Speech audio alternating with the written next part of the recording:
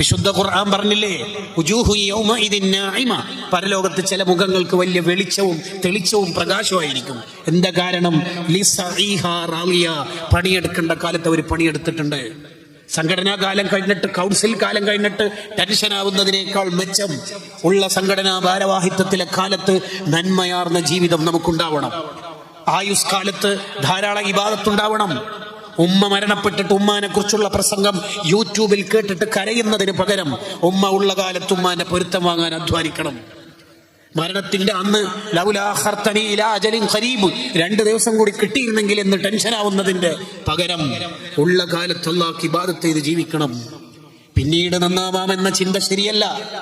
അങ്ങനെയല്ല നമ്മൾ ജീവിക്കേണ്ടത്. ജീവിതത്തിൽ അത്ര കണ്ടൊന്നും ചിരിക്കാത്ത, നരകം പേടിച്ച് ജീവിച്ച അബ്ദുല്ലാഹ് ഇബ്നു മുബാറക് റളിയല്ലാഹു അൻഹു വഫാത്തിന്റെ സമയത്ത് ചിരിക്കുന്നുണ്ട്. ജാമിഉ കറാമത്തിൽ ഔലിയായിൽ കാണാം. ആ ചിരിക്കുന്ന കണ്ടപ്പോൾ ആൾക്കാർ ചോദിച്ചു, എന്താ ചിരിക്കണത്?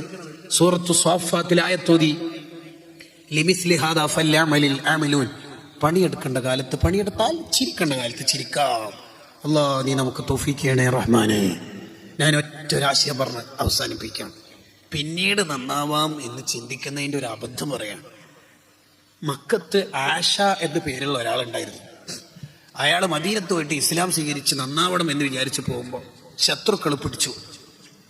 എന്നിട്ട് അയാളോട് പറഞ്ഞു, എവിടെ പോവാ? ഇസ്ലാം സ്വീകരിക്കണം, നന്നാവണം, കുറേ തെറ്റുകുറ്റങ്ങളിലായിട്ട്. അവിടെ പോയാൽ ഒറ്റ ആളെ മാത്രമേ ആരാധിക്കാൻ പറ്റുള്ളൂ, ബഹുവൊന്നും പറ്റൂല, ബഹുദൈവമൊന്നും പറ്റൂല, അതന്നെയല്ലേ അതിൻ്റെ ശരി എന്നൊക്കെ പറഞ്ഞു.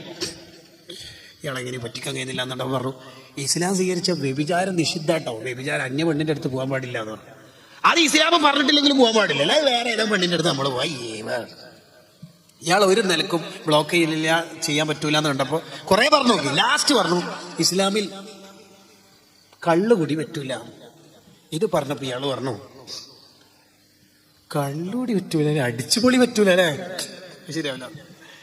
ഒരു കാര്യം ചെയ്യാം, 1 കൊല്ലം അടിച്ചു കുടിക്കാം, ക്യാമ്പസ് കാലം ഡിഗ്രി തീരുന്നവരെ അടിച്ചു പൊളിക്കാം. പിന്നീട് ഏതായാലും റമദാനിൽ വരുന്നുണ്ടല്ലോ, അങ്ങനെ അടിച്ചു കുടിക്കാം. പിന്നീട് നന്നാവാം. 1 കൊല്ലം കുടിക്കാൻ തീരുമാനിച്ചിട്ട് മൂപ്പര് മക്കത്തേക്ക് തന്നെ തിരിച്ചു പോകുന്ന വഴി കുതിരപ്പുറത്തും താഴെ വീണ് മരിച്ചു. ഇതാണ് പിന്നീട് നന്നാവാം എന്ന് ചിന്തിക്കുന്നവരുടെ ദുരന്തം. ഇമാം ഖുർത്തുബി റളിയല്ലാഹു അൻഹു അവിടുത്തെ തഫ്സീറിൽ കൊണ്ടുവരുന്നു. അള്ളാഹു നമ്മളെല്ലാവരെയും നന്നാക്കും.